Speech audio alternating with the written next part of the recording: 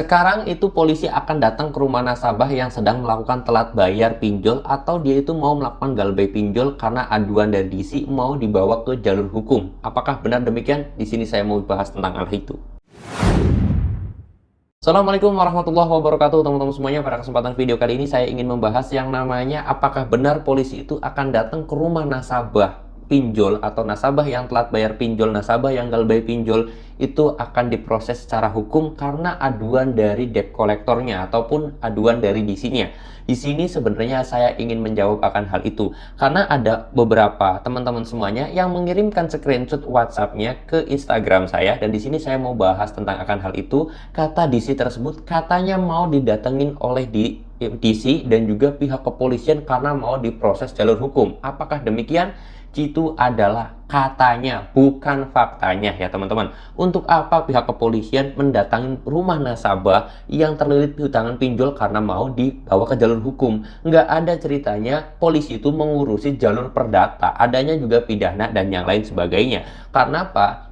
Ya, karena pinjol itu tidak masuk dikategorikan pidana, dia hanya masuknya ke perdata. Jadi polisi itu nggak bakalan mungkin datang ke rumah kita, nagih hutang kita, dan yang lain sebagainya. Karena kita tahu sendiri lah ya, bahwasanya ketika kita melakukan galbay pinjol, itu tidak ada hukum pidana, adanya perdata. Dan itu pun tidak mungkin pinjol itu membawa jalur ke perdata tersebut, karena banyak sekali dana yang harus dikeluarkan ketika kita mau mengadukan ke pihak kepolisian ataupun mau ke pengadilan tersebut. Seperti itu ya. Jangan percaya dengan katanya. Itu kan katanya aja mau datang ke rumah. Katanya mau datang sama polisi, katanya datang mau RT sama RW dan pihak kepala desa. Itu semuanya adalah katanya, bukan faktanya. Karena pada faktanya ya kalian itu nggak bakalan didatangin oleh polisi dan yang lain sebagainya gitu loh. Nah, kalian itu tertakuti mindset seperti itu hanya karena dari WhatsApp.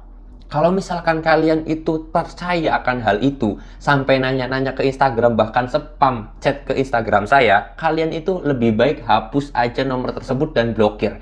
Karena kalau misalkan kalian itu sudah membaca WhatsApp, membaca dengan detail, terus kemudian ada rekamannya, terus kemudian ada suaranya, kalian mudah sekali terpercaya dengan yang namanya kiriman dari WhatsApp. Kalau misalkan ada chat-chat ancaman seperti itu, langsung dihapus, langsung diblokir aja, biar pikiran kalian itu jembar gitu, atau kalian itu nggak terlalu tertekan banget. Karena biar bagaimanapun ketika kalian itu pikirannya sudah takut, sudah gemetar dan yang lain sebagainya, semua hal yang palsu, semua hal yang hoax kalian bisa dipercayai karena rasa ketakutan kalian. Nah, saya akui rasa ketakutan, rasa gemetar, rasa grogi, rasa kasarnya tertekan dalam diri manusia itu wajar, karena itu memang manusia. Manusia punya sifat seperti itu, rasa takut dan yang lain sebagainya. Tapi tolonglah, ketakutan tersebut harus bisa kita kontrol, harus kita bisa kasarnya itu mengontrol diri kita. Jangan sampai berita yang hoax, berita yang salah itu kalian percayai. Yang mana mungkin polisi itu datang ke rumah kita, mau mempidanakan kita, mau menjarakan kita, mau proses hukum. Nggak semudah itu.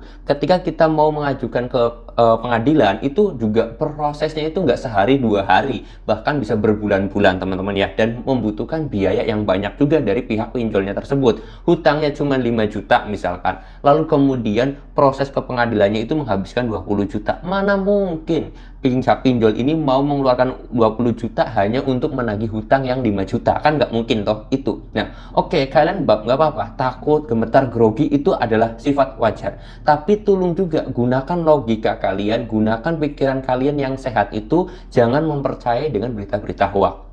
Kenapa kok bisa terjadi seperti itu? Karena ya tadi, kalian itu selalu berpikir bahwa kapan di situ datang, kapan dia itu nelpon kita, neror kita, kapan dia itu datang sama RT, sama RW, sama pihak kepolisian. Itu buang jauh-jauh pikiran seperti itu, karena itulah berdampak buruk terhadap pikiran kalian ataupun mindset kalian. Seperti itu ya. Jadi kalau misalkan ada yang bertanya apakah benar akan dibawa ke proses hukum dengan proses pidana, membawa polisi, itu hanyalah katanya dan bukan faktanya. Itu adalah berita hoax dan itu tidak benar ya teman-teman ya. Nah, kenapa kok selalu DC itu mengatasnamakan atau selalu meneror kalian itu dengan membawa RT, dengan membawa RW, dengan membawa ke perangkat desa, dengan membawa kepolisian? Itu karena ulah kalian juga. Kenapa? Ulah kalian selalu berpikir takutnya kalian itu ketika datangin orang, didatangin DC, didatangin RT, RW, itu kalian malah takut. Apalagi didatangin polisi. Akhirnya jadi sumber ketakutan, akhirnya jadi acuan DC untuk menebar terornya itu seperti itu. Kalian yang ditakutin apa nih?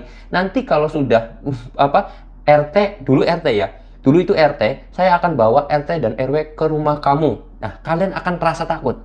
Sekarang orang-orang sudah nggak takut lagi dengan yang didatengin RT ataupun RW. Sekarang nyuruhnya polisi, karena kalau polisi itu akan lebih takut. Akhirnya ancaman DC itu meneror kalian dengan cara saya mau datang dengan polisi dan membawa kalian ke jalur hukum. Itu teror DC, ancaman DC yang selalu ada, yang selalu hadir, karena ulah kalian juga, kalian itu terlalu takut yang berlebihan, dan itu tidak baik. Sampai akhirnya berita hoak, berita palsu, berita salah pun kalian percayai dan kalian dianggap itu benar, padahal itu adalah sesuatu yang salah ya. Jadi buat teman-teman semuanya, boleh rasa ketakutan itu ada karena memang sifat manusiawi, tetapi kita juga harus gunakan akal dan logika kita bahwa hal itu tidak mungkin terjadi juga. Jadi ketakutan kalian itu seimbang gitu ya. Gunakan logikanya, berpikir positif, jangan terlalu berpikir negatif. Rasa takutnya diimbangi juga dengan nalar kalian dan juga logika kalian. Oke, mudah-mudahan informasi ini bisa bermanfaat dan kalian nggak perlu takut lagi untuk menghadapi DC. Ketika kalian takut, yang saya takutkan adalah kalian itu melakukan gali lubang tutup lubang. Ketika sudah melakukan gali lubang tutup lubang, ini menjadi sumber malah petaka yang jauh lebih besar ya teman-teman. Oke, mudah-mudahan informasi ini bisa bermanfaat. Kalau kalian suka dengan video saya, silahkan di like. Kalau kalian nggak suka, boleh dislike aja. Nanti next video saya akan bahas lagi tentang dunia perpinjolan yang ada di Indonesia. Yang belum subscribe, silahkan subscribe aja dulu.